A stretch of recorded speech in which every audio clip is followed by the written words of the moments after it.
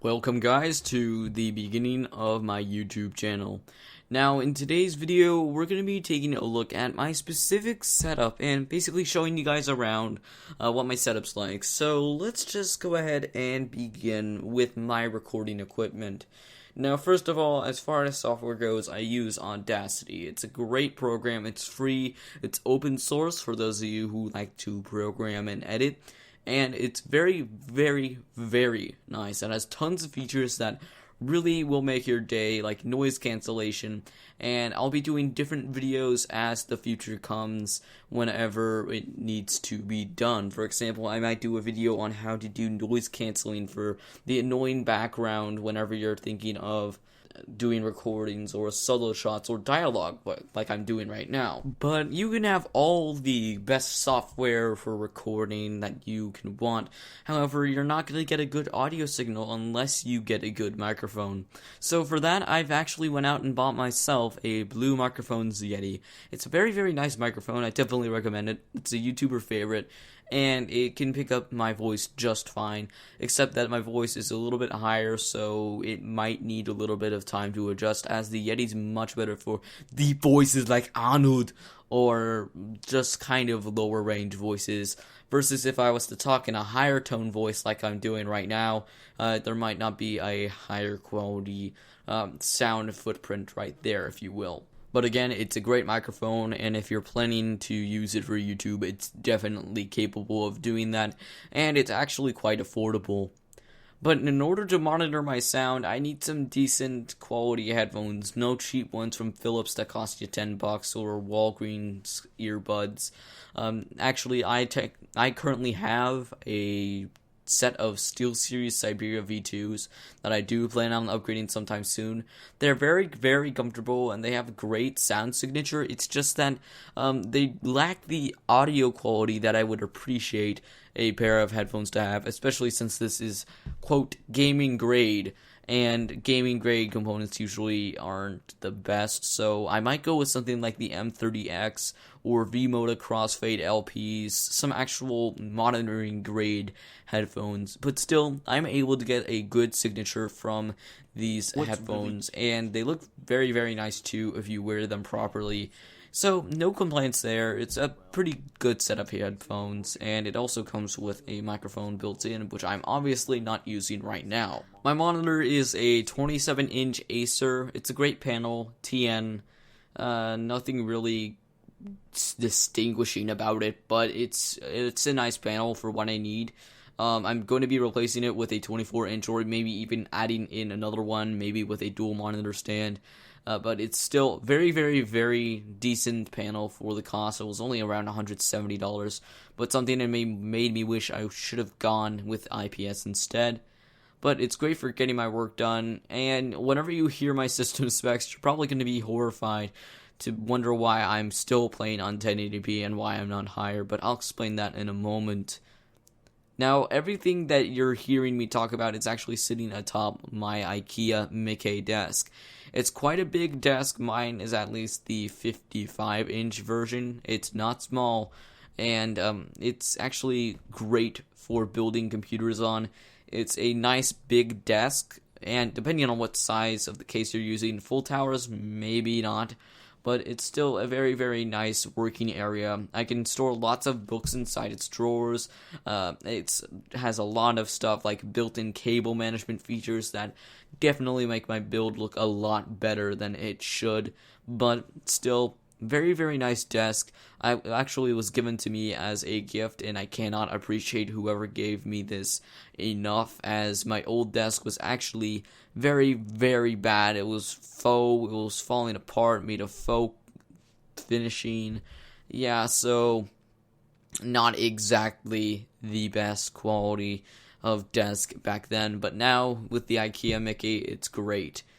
Usually with the Mickey, I store my keyboard in there whenever I might not be using it on the rare occasions, but on the Mickey, I have my Yeti. I have my Razer Black Widow Ultimate 2014 keyboard, which is very, very nice, by the way. Just a little bit of a too loud switch if you hear this. Yeah, it's a pretty loud switch. My SteelSeries rifle and my mouse mat, which is a quick plus, if you will, and just a few other wires and stuff. And in there I usually just store some motherboard boxes, papers, books, and stuff like that. Also, I have my set of Dell speakers. They don't look that good, but trust me, their sound signature is absolutely massive. Here's a demonstration.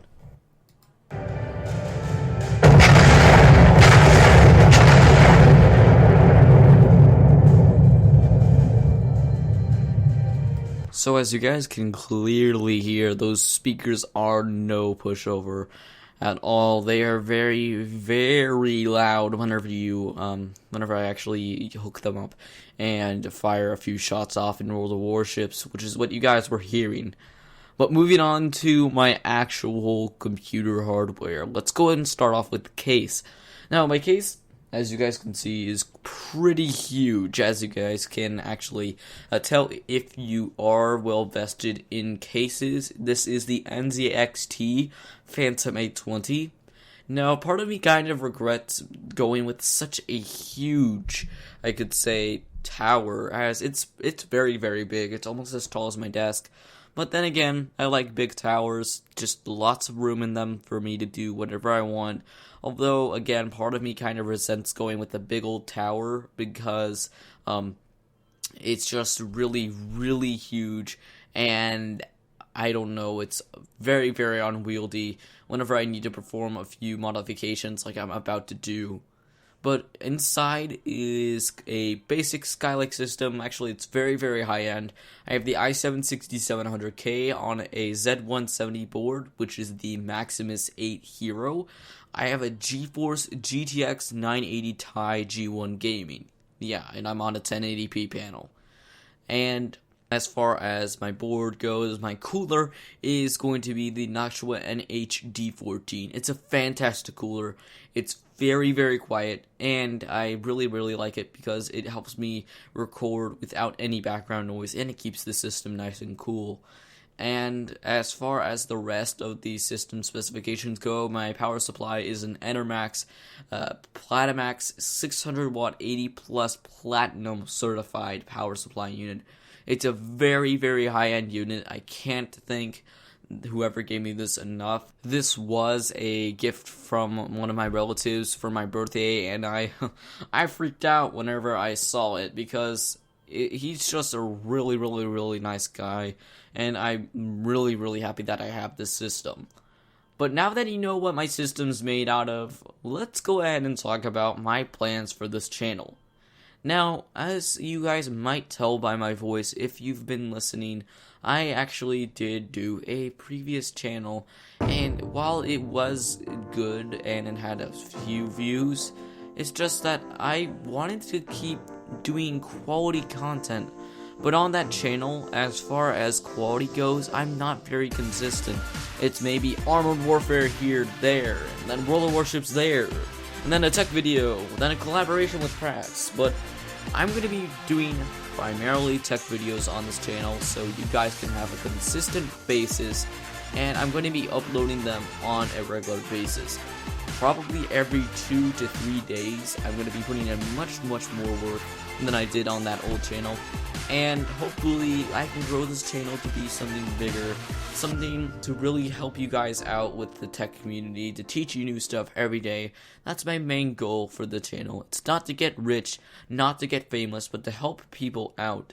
So guys, thanks for checking out today's system setup tour and my brief missionary statement before we begin videos. Thanks for coming in today, guys, and we'll see you in the next one.